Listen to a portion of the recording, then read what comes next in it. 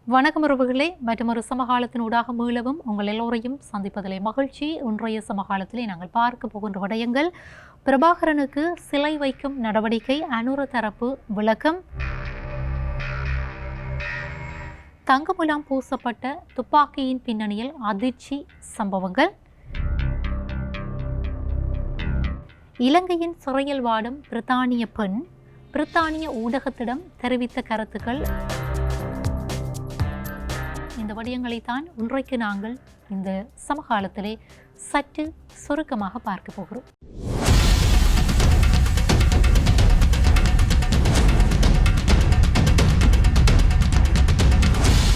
நாடாளுமன்ற அமர்வுகள் இடம்பெற்று கொண்டே இருக்கின்றன. இந்த நாடாளுமன்ற அமர்வுகளிலே பேசப்படுகிற விடயங்கள், சில விடயங்கள் நகைப்பிற்குரிய விடயங்களாகவும், சில விடயங்கள் உண்மையிலே பேசப்பட வேண்டிய விடயங்களாகவும் பல விடயங்கள் பேசப்பட்டு கொண்டே இருக்கின்றன. மிக முக்கியமாக இந்த உப்பு சார்ந்திருக்கக்கூடிய ஒரு பிரச்சனை என்பது இன்றைக்கு அதிகமாக எழுந்திருக்கக்கூடிய அதே நேரத்தில் இந்த சமூக வலைத்தள உலகங்களில் அதிகமாக இந்த மீம்ஸ் என்று சொல்லுவார்கள், இப்படியான விடயங்களை உருவாக்குகின்ற விடயங்களாக மாறியிருக்கின்றன. ஆனால் உண்மையிலே இது அதிகமாக பேசப்பட வேண்டிய ஒரு சரியான தீர்வை எட்ட வேண்டிய ஒரு விடயமாக இருக்கிறது. இது இப்படி இருக்க, பிரபாகரனுக்கு சிலை வைப்பது தொடர்பிலே தான் ஒருபோதும் தன்னுடைய கருத்துக்களை தெரிவிக்கவில்லை என்று சொல்லி அமைச்சர் சந்திரசேகரன் அவர்கள் நேற்று நாடாளுமன்றத்திலே உரையாற்றியிருந்தார். இந்த விடயங்களும் இன்றைக்கு பேசுபொருளாக மாறியிருக்கின்றன. இந்த விடயங்களை நாங்கள் பேசுவதற்கு முன்பாக, இந்த தேசிய மக்கள் சக்தி அரசுக்கு எதிராக எதிர்க்கட்சிகள் தங்களுடைய கருத்துக்களை தெரிவிக்கிற போது பல கருத்துக்களை தெரிவித்து வந்திருக்கின்றன. அவர்கள் இந்த எதிர்க்கட்சியினர் மிக முக்கியமாக இந்த என்பிபி அரசுக்கு எதிராக தங்களுடைய கருத்துக்களை முன்வைக்கிற போது அவர்கள் இந்த தமிழீழ விடுதலை புலிகளுடைய மீள் உருவாக்கத்திற்கு துணை நிற்கிறார்கள்.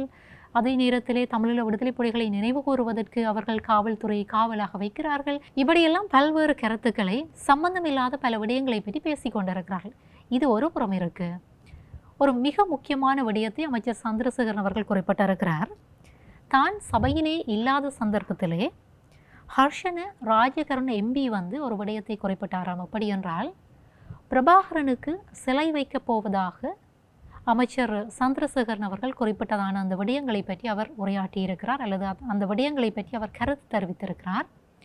ஆகவே இந்த கருத்து என்பது உண்மைக்கு புறம்பான கருத்து என்று சொல்லி அமைச்சர் சந்திரசேகரன் அவர்கள் விளக்கம் கொடுத்திருக்கிறார். எப்படி என்றால், இந்த என்பிபி அரசனுடைய அதாவது தற்காலத்திலே அவர்கள் மேற்கொண்டு வருகின்ற இன நல்லிணக்கம் சார்ந்திருக்கக்கூடிய விடய பரப்புகளுக்கு குந்தகம் விளைவிக்கக்கூடிய வகையில் தான் இந்த எதிர்க்கட்சிகளுடைய செயற்பாடுகள் காணப்படுகின்றன. அப்படியான ஒரு கருத்து தான் இது என்று சொல்லி அந்த பொருள்பட அமைச்சர் குறிப்பிட்டிருக்கிறார். மிக முக்கியமாக அவர் ஒரு விடயத்தை குறிப்பிட்டிருக்கிறார். நான் ஜேவிபியை சார்ந்தவன். அதாவது அந்த கருத்து எப்படி என்றால், ரோஹண விஜயவீர ஜேவிபியினுடைய தலைவர், அவர் இறந்தாலும் அவரோடு நான் நெருக்கமாக பழகி அந்த நினைவுகள் என்னிடத்தில் இருக்கின்றன.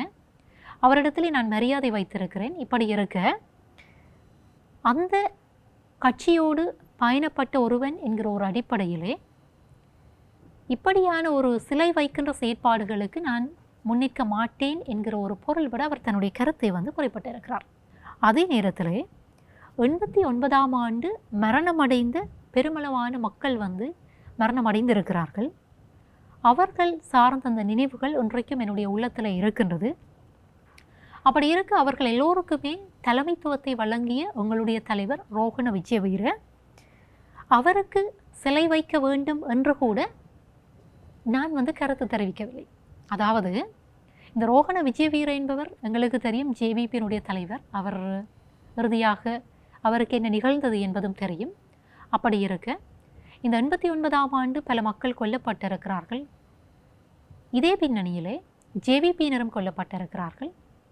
இப்படி இருக்க, இந்த அமைப்பு சார்ந்து அந்த தலைவரோடு நெருக்கமான ஒரு தொடர்பினை கொண்டிருந்தவன் என்கிற ஒரு அடிப்படையில் கூட அந்த தலைவருக்கு சிலை வைப்பதற்கு நான் குறிப்பிடவில்லை. அப்படி இருக்கிற போது எப்படி நான் இந்த விடயங்களை குறிப்பிடுவேன் என்பதைத்தான் அவர் மறைமுகமாக குறிப்பிட்டிருக்கிறார். அப்படி என்கிற போது இப்படியான சில பிரச்சாரங்களை எதிர்க்கட்சியினர் மேற்கொள்வது என்பது மிகவும் கீழ்த்தரமான ஒரு விடயம் என்பதை அவர் சுட்டிக்காட்டியிருக்கிறார். இந்த நாட்டிலே பலர் மரணமடைந்திருக்கிறார்கள். அப்படி மரணமடைந்த எல்லோருமே எங்களுடைய சகோதரர்கள். அப்படி மரணம் அடைந்தவர்களுக்காக நான் முன் நிற்பேனே தவிர தனி ஒருவருக்காக நான் முன் நிற்க மாட்டேன். பிரபாகரன் மட்டுமல்ல, மகேஸ்வரன், சுபாரத்னம் என்று சொல்லி பல தலைவர்கள் தமிழ் மக்களுக்கான கனவுகளோடு இயங்கி இருக்கிறார்கள். தமிழ் மக்களுடைய அந்த நலனுக்காக அவர்கள் கனவுகளை சுமந்திருக்கிறார்கள். அந்த கனவுகள் எல்லாம் தோல்வி அடைந்திருக்கின்றன. அவர்கள் எல்லோருமே இறந்து இன்றைக்கு 16 வருடங்கள் கடந்திருக்கிறது. இப்படி 16 வருடங்கள் கடந்திருக்கக்கூடிய இந்த நிலையில் கூட நாட்டிலே நல்லிணக்கத்தை கட்டி எழுப்புவதற்கு நாங்கள் முயற்சிக்கிறோம். அப்படி இருக்க எங்கள் மீது இப்படி எதிர்க்கட்சி வைக்கின்ற ஒரு முரண்பாடான அவதூறான கருத்துக்கள் தான் இவை என்று சொல்லி அவர் குறிப்பிட்டிருக்கிறார்.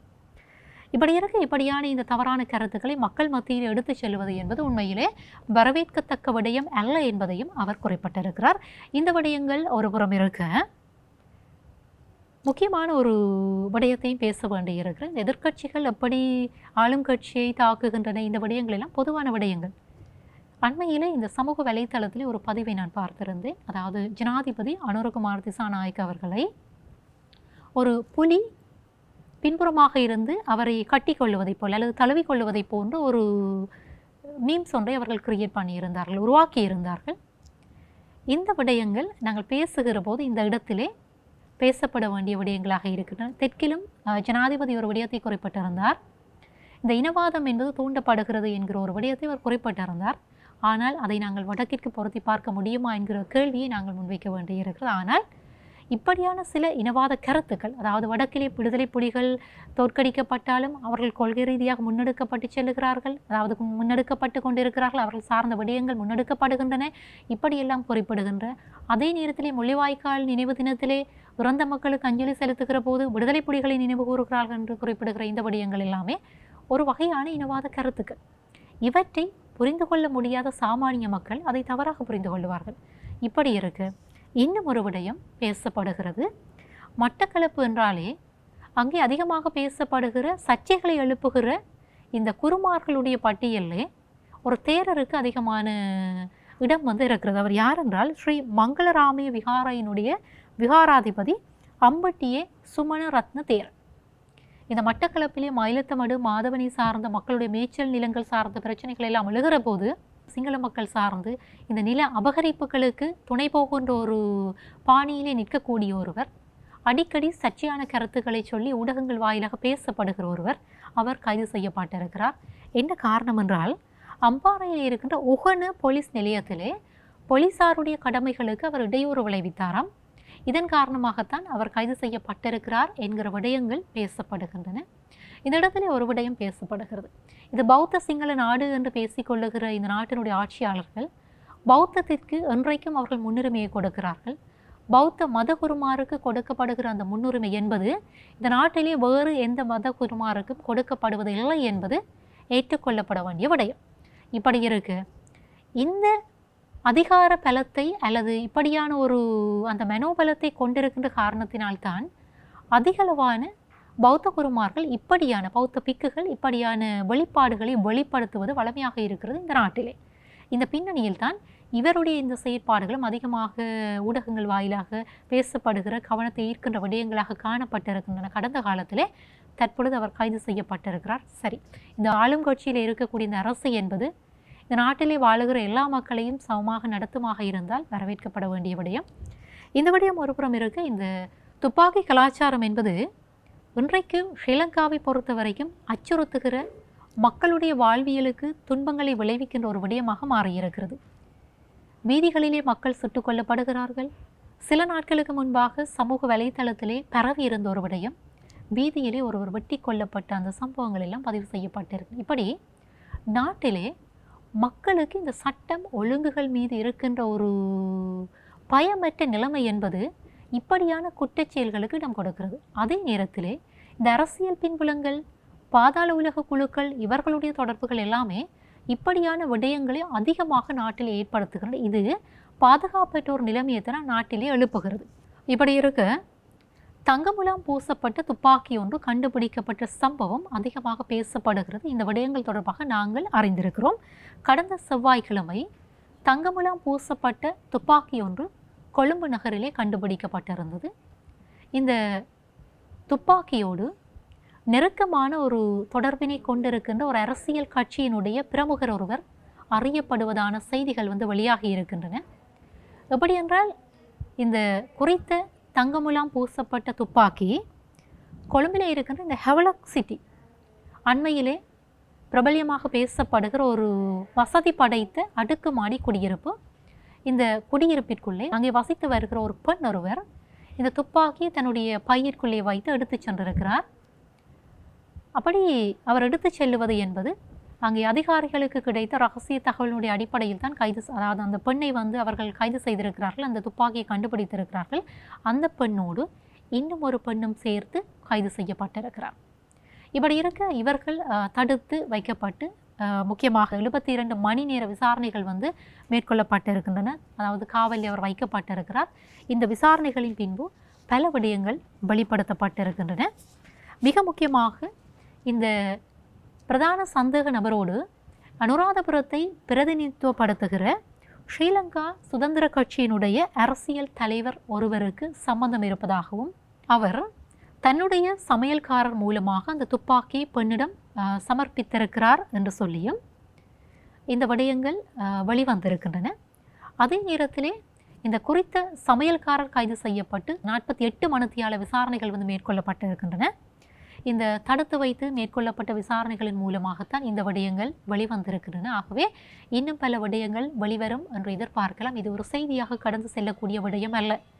நாட்டிலே சட்டத்தினையும் ஒழுங்கினையும் பேணக்கூடிய மக்களுக்கு தலைவர்களாக இருக்கக்கூடியவர்கள் யாரென்றால் மக்களை வழிபடுத்தக்கூடியவர்கள், அந்த சமூகத்தை வழிபடுத்தக்கூடியவர்கள். அப்படியான மக்கள் தலைவர்கள் தான் இப்படியான விடயங்களோடு தொடர்படுகிறார்கள் என்கிற அந்த செய்திகள் வெளிவருகிற போது இந்த நாட்டினுடைய பாதுகாப்பு என்பது எப்படி இருக்கிறது என்பது தொடர்பாக சிந்தித்து பார்க்க வேண்டிய நிலையில்தான் நாங்கள் இருக்கிறோம் என்பதும் இங்கே சிந்திக்க வேண்டிய விடயமாக இருக்கிறது.